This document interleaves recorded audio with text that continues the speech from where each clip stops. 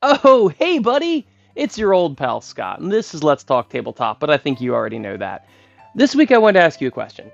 I hear the word narrative thrown around a lot in wargaming, and I mean a lot. Let's play a narrative mission. Oh, this is just a narrative list. Oh, blah, blah, blah, narrative campaign, whatever. Do any of you know what that means?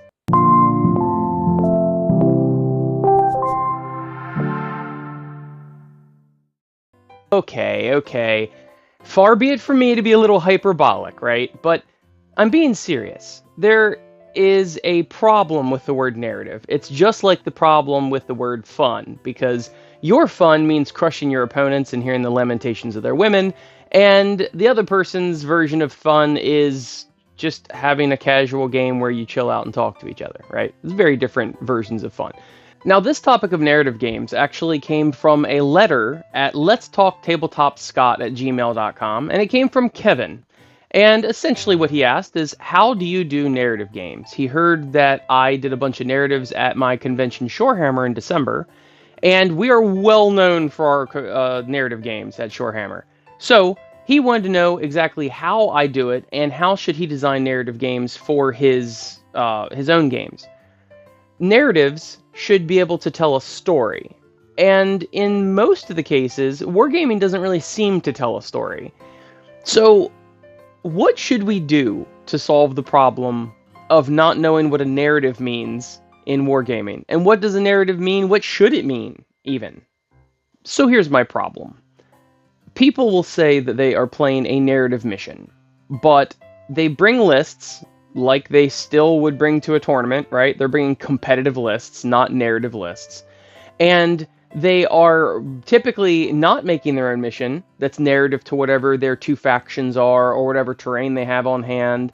And they are usually rolling a mission out of the book. So what part of this is narrative? Maybe some little ancillary line of like, I'm playing Stormcast and you're playing Skaven, and I'm like, my competitive tournament list versus your competitive tournament list. Let's say that we stole your cheese, and these objectives are cheese. That's about as far as narrative games go, typically. How do you design a narrative game, and how do you actually make it narrative? Well, I think we can take a page out of the old historical games, and I know a lot of you probably have never played historical games, but historical games are all about a specific battle, or a specific theater of war, or a specific time frame or era. And they inherently tell a story, because if you're playing a true historical, you already know the setting, the outcome, the political intrigue, all of that's going on. And oftentimes they're trying to see if they can change the outcome. If I was at the Battle of Gettysburg, well, I would have done this instead, sort of scenario.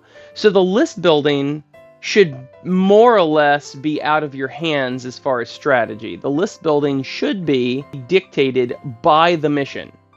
You can't say that I am going to invade your Space Hawk, right? And that's not a euphemism. I'm gonna invade your Space Hawk in 40k. I can't bring basilisks to, burrow into the side of your giant ship and attack you, right? So that's the sort of thing that I've seen before. They're like, oh, well, we're going to play on the inside of this ship. We're going to set up the terrain like an inside of a ship, and we're going to play. But you have your chimeras and your basilisks and your manticores and your Lehman Russes. How exactly did that get into this ship? I could see troops, maybe. They've got like Cryptus assault pod or something that's, tearing into the side of it and releasing assault troops. But this doesn't make any sense, right? So the mission should dictate what the lists are. You should not be able to take things that wouldn't naturally make sense in the mission. So this means that a lot of you are going to have to get out of your comfort zone, and a lot of you are going to have to talk to your opponent ahead of time. The normal pickup game or the normal tournament game theme is out the window, because it's not, oh, I brought my list, you bring your list, whatever. That's not the way it is. The way is we go, okay, what scenario are we going to play? And then you have to work with each other cooperatively to make your lists. I brought no anti-tank, and you brought a bunch of tanks, and I go, well, I don't know that I have a good chance to win this mission. You got to talk it over with your opponent.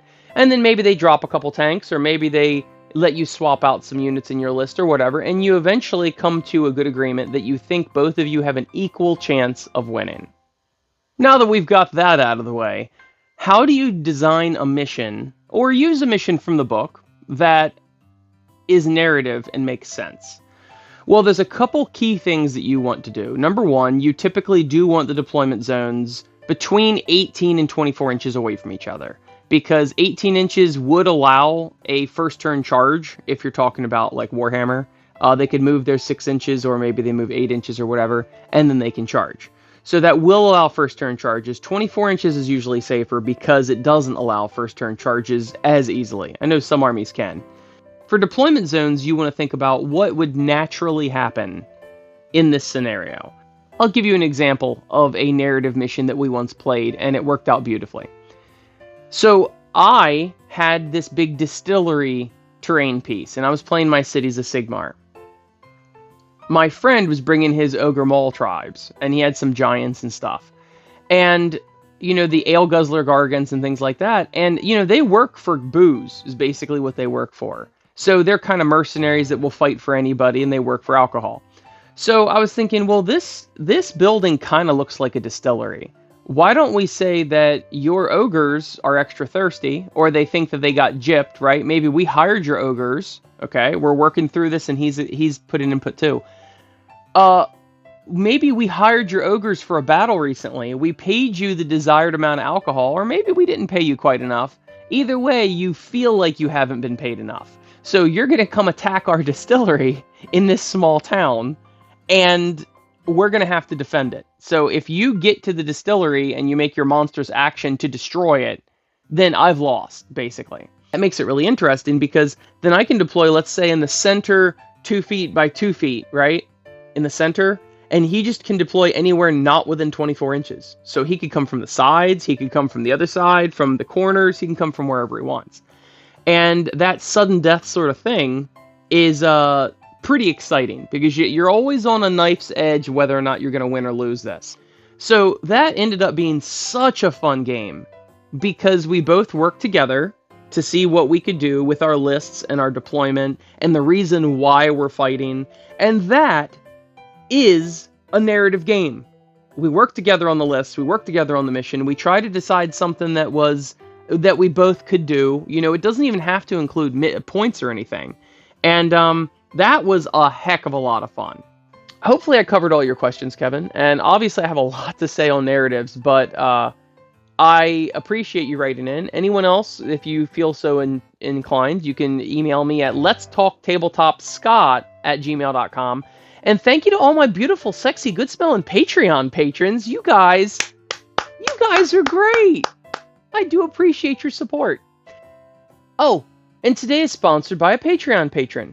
His name is Will W. Thank you so much for supporting the channel.